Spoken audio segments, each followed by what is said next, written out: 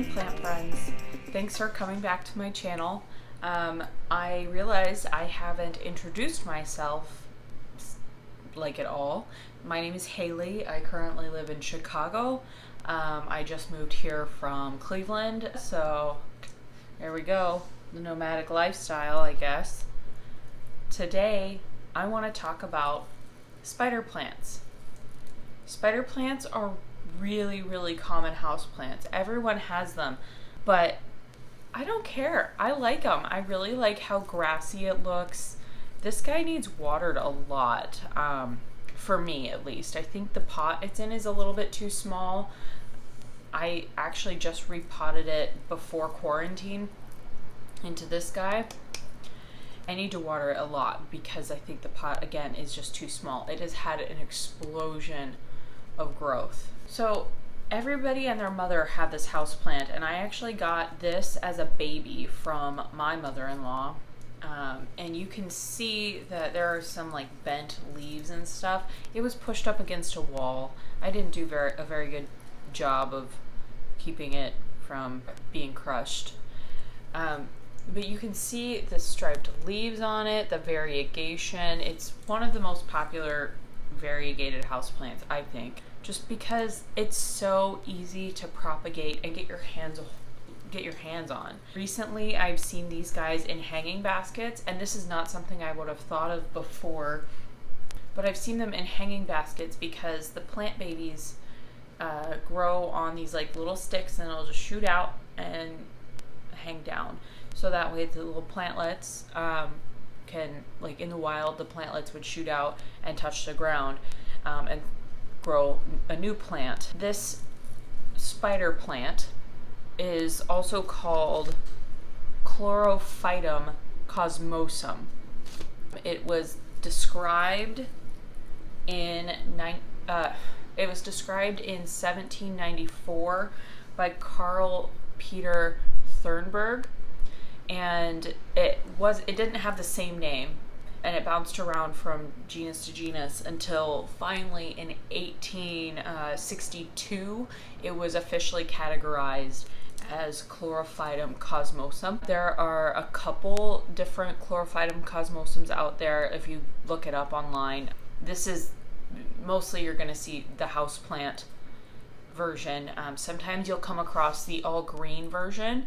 I have a variegated version. Mine has variegation in the middle. There's also one that has variegation on the outsides of the leaves, and then an all green one. There's a few that are native to South Africa in the rainforests, but they're not actually sure if it's the same plant, like their cousins or whatever, or if it evolved separately to end up basically being the same thing. I really like these guys. They're everywhere. I think they're super accessible for people, and they grow really interesting and quickly in my experience. I have this guy in fairly low light. This is my north facing window, and I don't have any buildings blocking the light coming into my apartment, so it does get quite a bit of nice sun. Well, not sun. It gets a lot of light that's not blocked throughout the day, which is fantastic.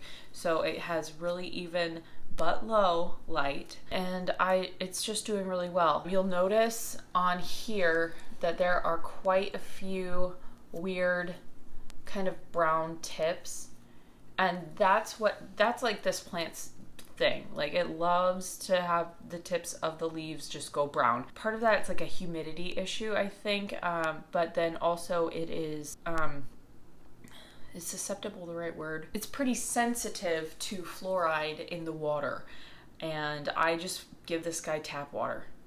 I don't give this guy anything special. I do let my water sit out overnight just because it comes out of my faucet really cold, and I just let it come up to room temperature, and it does pretty well.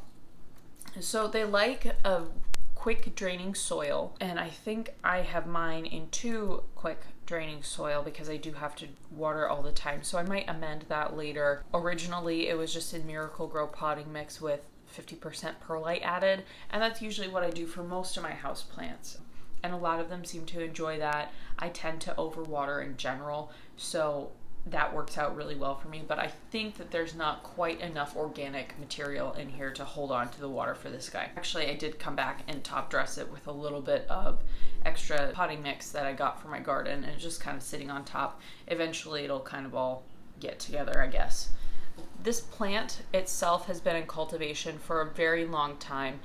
This specific one that I have, I believe, is Chlorophytum cosmosum vittatum, and it's the one with the white stripe in the middle.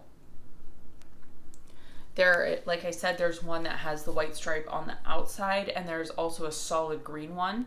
There's also now a curly spider plant that you'll see in the big box stores, and it's called Bonnie. I don't know who cultivated that or anything like that, but it's pretty widely available and it looks really cool. Instead of having leaves like this, they're all like curly and awesome.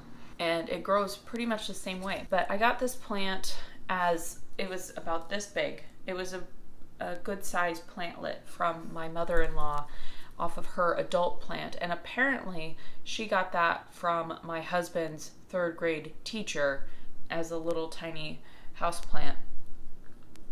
It's like a generational plant. People give these plants away because why not? It just creates so many extra plants.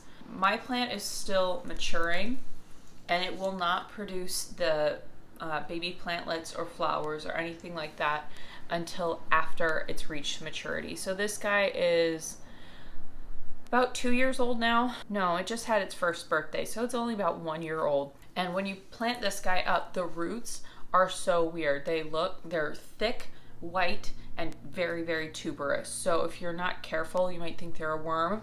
I thought that when I didn't know better.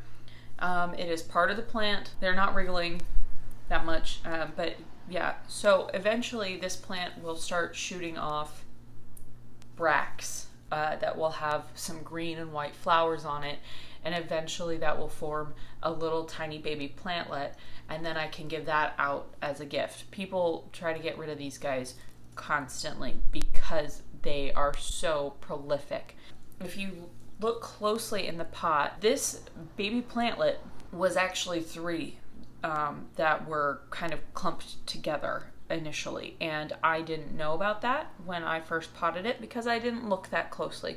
Either way, it was pretty small. I don't think it was any bigger than like a quarter, and it's just been doing really, really good. It's put on a ton of new growth since I moved to this apartment. It was actually sitting directly behind me here for a while, and you'll see that in a few of my other videos. It was getting some direct sun a day, but then it started blocking my TV, which is projected onto this wall, and it started getting annoying. So I moved my pothos back here, but whatever. Either way, I think this plant is stunning. I have some really cool leaves on here. Let me get up close.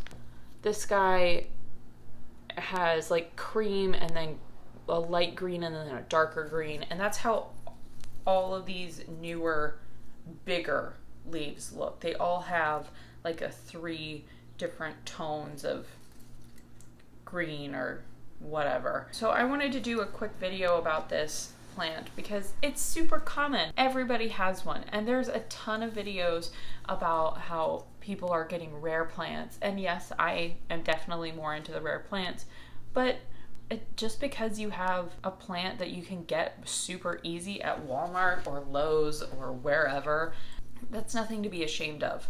Also, a couple fun facts before I do anything. NASA did a study about air purification for plants. This is one of the heavy hitters for that. Granted that air purification was in a completely enclosed environment, and the pot that this plant was in was a gallon, So, I mean, take that with a grain of salt. It does clean some of your air, and the more plants you have, obviously, the better the air purification is going to work. But the experiment was also in a closed environment, and my house is not an enclosed environment. It does make me feel good knowing that this guy is pumping out some oxygen and taking in a lot of bad stuff that, I don't know, I live on kind of a busy street. Maybe some stuff gets in here. Whatever. I'm just happy to know that this plant, though, is happy, healthy, and it fits with my aesthetic. Oh, final fun fact. So this is actually sort of related to asparagus. It's part of the Asparaceae family. CAE family. So like the asparagus that you eat, it's related to that. So I just thought that was really cool. I wanted to just hop on and say thanks for watching, and subscribe or don't. It's up to you. And we're all about letting people do their own thing. Either way, I'd love to have you back. And I hope you guys have a fantastic rest of your day. Bye.